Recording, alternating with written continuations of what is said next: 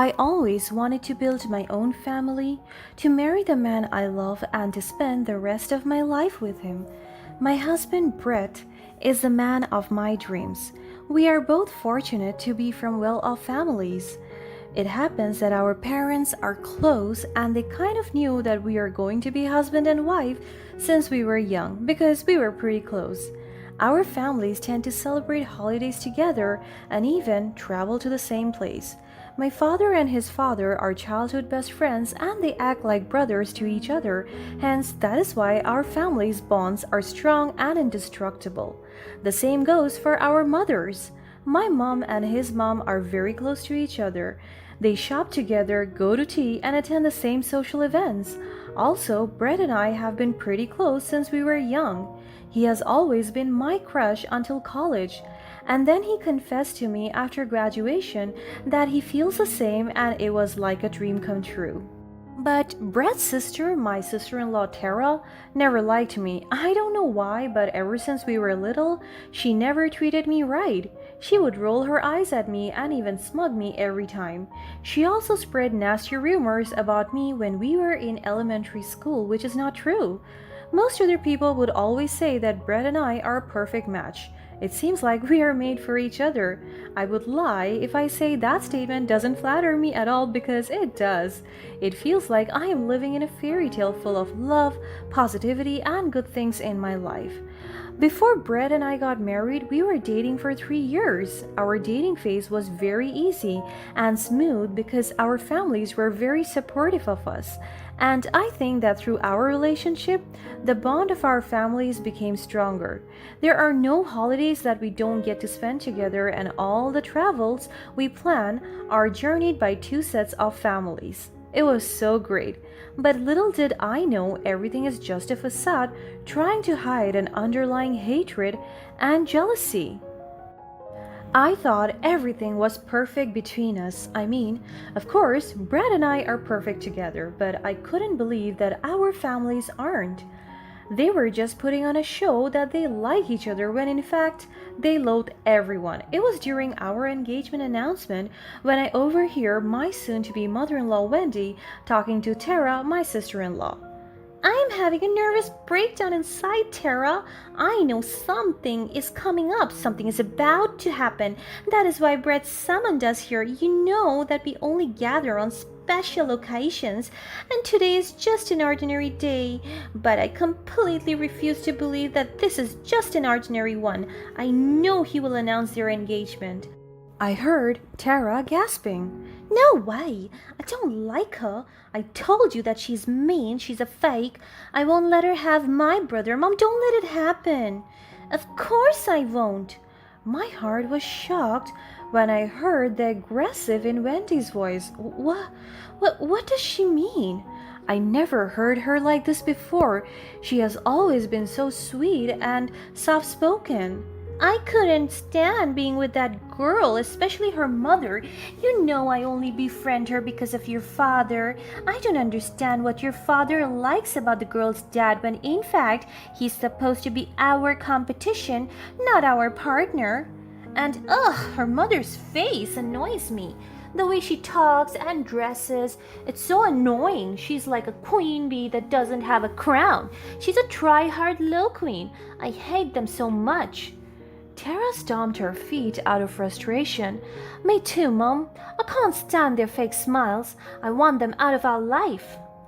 My eyes widened as I heard them talking bad about my family. My mother and father have always been good, loyal, and generous to them. Not an inch of disgust nor dislike was shown to them, and that is the truth. We are not fake. I genuinely like them, especially Brad's parents, and even though Tara hates me, I still believe that one day she will grow to like me. But now I realized everything. They are the fake ones. I was about to leave when I heard Wendy talking again. Don't worry, dearest. They won't get Brad away from us. If ever they were to marry, we will make that girl's life miserable. My heart was pounding like crazy and my hands were shaking as well. This can't be happening. I ran as fast as I could. I wanted to tell Brad everything that I heard, but I'm afraid that he won't believe me and that he will take it the wrong way because I don't have evidence. So I stayed silent. And on that night, my life started to go downhill. I wasn't oblivious to their fake acts anymore. And before we dive even deeper, I am Chelsea, a woman whose life was thrown into turmoil when my in-laws controlled my life and mistreated me. I had them right before Brad and I sealed our fate at the altar. I wanted to expose them both, but I don't want to be wrongly accused as a liar because I don't have any evidence. I wanted to tell my mother about it, but I'm afraid that their friendship would ruin. I'm also concerned about her having friends that are fake to her. On top of that, I don't want to cause an even bigger scandal because it would affect our wedding. So I kept my mouth shut. On the day of our wedding, we were so happy. Everything seemed so happy, but they didn't know that I already know everything, the insults and fake treatments. But I still kept a genuine smile because besides, this is my day, our day, my husband and mine. So I have to enjoy and savor the moment. But my mood instantly dropped from ecstatic to complete disappointment when Wendy, my mother-in-law, told us that we are going to live in their house. I was so confused. Brad, Chelsea, we're so happy and ready to welcome you to our humble abode. I know you have always been so familiar with the house. It's where you and Brad used to play when you were young. I knew that it would always be your home. She smiled at me genuinely, but she cannot trick me. I know that she is fake. Thank you, Wendy. Mom, I am Mom now. She held my hand and smiled at me. I saw Tara roll her eyes as she was standing behind her mother, so I cleared my throat. Thank you, Mom, but Brad and I have already planned to move to our new home. We just found a property within the city and it perfectly suits us. We were going to move there as soon as we get back from our honeymoon. She let go of my hand and heaved a deep sigh and gave me a fake smile as she was trying to control herself. No, I won't allow it. My jaw dropped. What is she talking about? Mom, we already planned this long before you. I want you in the house, the two of you, that's final. I talked to your mom and dad and they agreed to it. They even like the idea of you two living in the house. It means that we are going to look after you. I held my tears back. I wanted to run and cry. Why is she deciding this for us? We are a couple. We want our own space. And then my mom came and stood next to Wendy. She smiled at me and Brett. Chelsea, Brett, Wendy is right. We want you both close to us. We don't want to be away from you two too soon. I closed my eyes and heaved a deep breath. I just nodded in response. As soon as I opened my eyes, I saw Wendy smirking at me, and there it starts. The misery of my life began as soon as we moved into their house.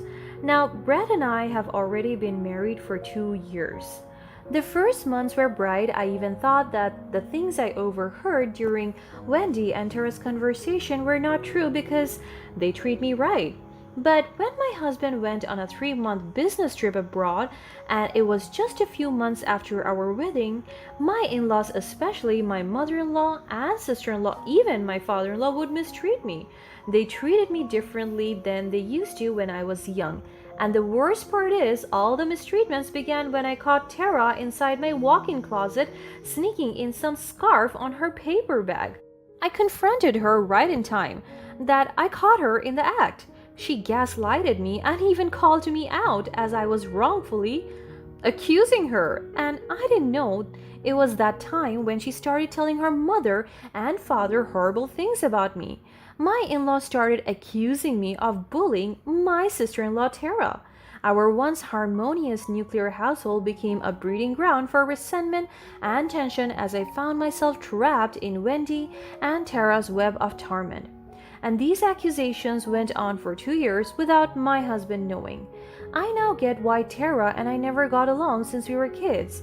It is because our personalities are the complete opposite. It doesn't even match each other. I'm an only child, but I always learned how to be sympathetic and empathetic to anyone. Tara is the embodiment of spoiled entitlement. She took delight in asserting over people that she thinks are lower than her, and that includes me. And now, as her sister in law, she always shows dominance over me. And with that, one of her most preferred methods of attack was invading the sacred sanctuary of my personal space, my closet. I caught her one time and thought it would be last, but I was wrong.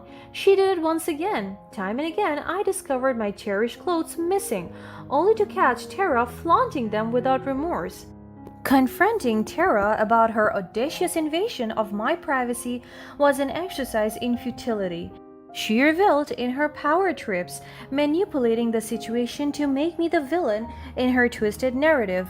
Every confrontation left me feeling powerless, gaslit, and unjustly accused. So one time I confronted her once again. I approached Tara in the living room. She was sitting on the couch, wearing a smug expression. Ed and Wendy, my parents-in-law, were also in the room. I took it as an opportunity for me to confront their spoiled daughter. Tara, we need to talk. It's about something that has been bothering me for a while now. Tara rolled her eyes dismissively. Oh, here we go again. What's your next fabricated accusation, Chelsea? She jabbed those words in a mocking tone. I took a deep breath, trying to maintain my composure. It's not fabricated, Tara. It's about the constant invasion of my personal space. My clothes have been disappearing from my closet, and I strongly believe that you're the one taking them because I have caught you several times. She just smirked confidently, reveling in her perceived victory. Wow, Chelsea, you really are desperate, aren't you? Making up stories to deflect attention from your issues. Mom, Dad, you have to believe me. Chelsea is bullying me. I can't believe my brother married this woman. Wendy immediately came to Tara's defense, glaring at me with disdain. Chelsea, how dare you accuse Tara of such things? She's our daughter, and we know she would never do something like that. Stop trying to tarnish her reputation. Oh God, here we go again. Ed seemed conflicted, torn between the two sides. Let's not jump to conclusions, Wendy. We should listen to both sides of the story before making any judgments.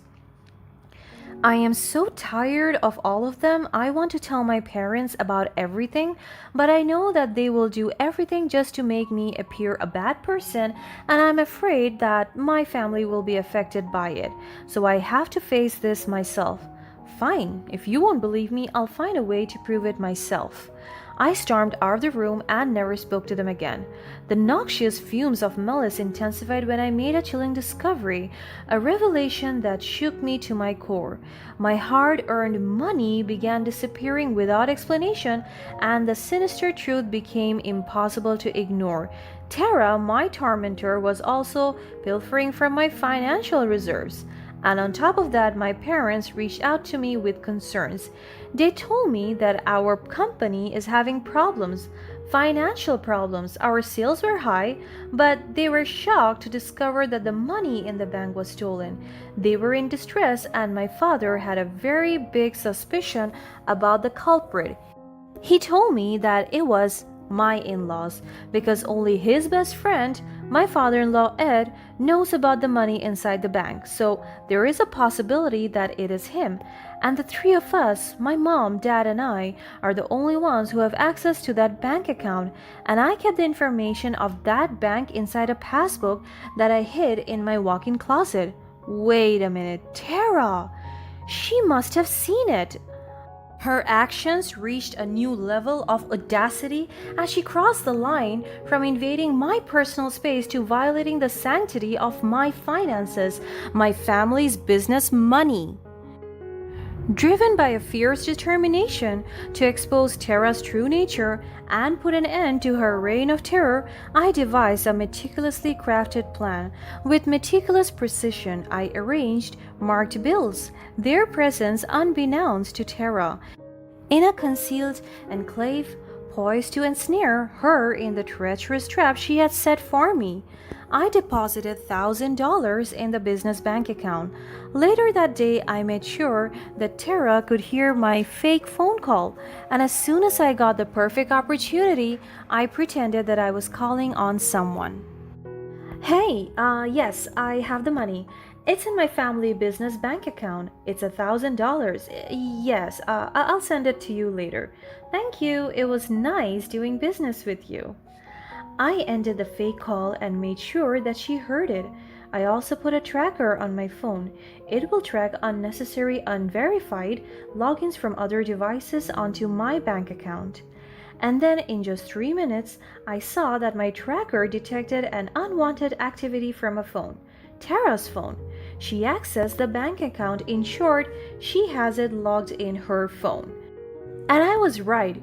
She withdraws the $1,000. This is proof. I have an ample amount of proof against Tara, but I waited for her to commit the most horrendous act, and she did. Now it's payback time. I screenshot everything and save it. It was time to reveal the depths of her malevolence and confront her with irrefutable evidence. I waited for the right opportunity to reveal everything. Another incident happened and the same routine. The room crackled with an electric tension as accusations flew directed squarely at me. My parents-in-law Ed and Wendy staunchly defended Tara, casting doubt upon my character and leaving me feeling isolated and betrayed. But this time I stood my ground firmly, like a solitary warrior determined to reclaim my honor and restore justice. I dropped the compilation of evidence onto the floor. Here, look at these photos. They were taken with a hidden camera I installed in my closet. They clearly showed Tara going through my clothes without permission. You didn't know that, right? Of course you didn't. I'm not dumb. I know how you guys do the dirty work, but wait, there's more. Look at these screenshots. This is evidence that Tara has been stealing my family business money. I handed the photos to Ed, the most reasonable one, and then he examined them closely, while Wendy glanced at them reluctantly. These photos, they're undeniable proof, Wendy. Tara has been taking Chelsea's clothes all along and stealing from their business finances? Wendy's expression shifts from disbelief to guilt. This is not true. Wendy stammered, unable to come up with an excuse.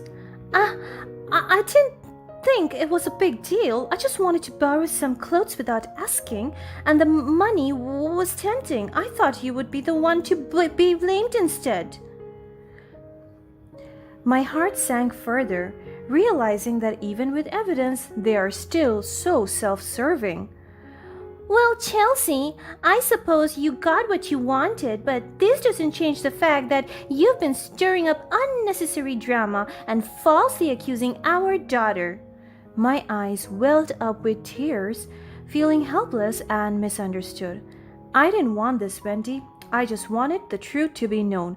I'm sorry if it seemed like I was causing drama, but I had no other way to protect myself. Ed stepped forward, placing a comforting hand on my shoulders. Chelsea, we should have listened to you from the beginning. I apologize for not giving your concerns the attention they deserved. We will address this situation and ensure it doesn't happen again. I'll talk to your dad about the money. No.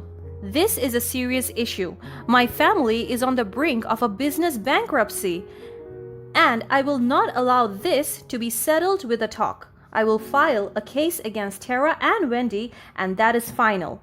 Wendy panicked and grabbed my hand. Please, don't do this, Chelsea. We're family. Oh, really?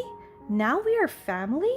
I'm so sorry, Wendy, but you are not my family, and I regret the day that I even accepted you as my mother-in-law. You and your daughter are abusers.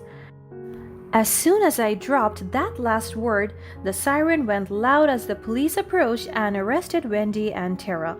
My parents came and talked to them. In the moment of dramatic revelation, the truth unfurled its dark wings. With unwavering resolve, I unveiled the damning evidence, the stolen money, and the intricate trap I had so carefully constructed. The room fell silent, the weight of truth hanging in the air, as the reality of Wendy and Tara's actions sank in. As the curtain closed on this chapter of our lives, a new dawn of retribution beckoned. Stripped of their facade, Wendy and Tara faced the consequences of their actions.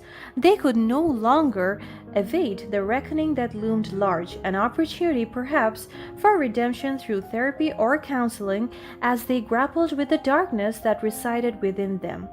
In the aftermath, a sense of resolution lingered in the air. The wounds inflicted by Tara's relentless bullying would heal, leaving behind scar tissue as a testament to resilience. We moved forward stronger and wiser, the echoes of injustice fading into the distance.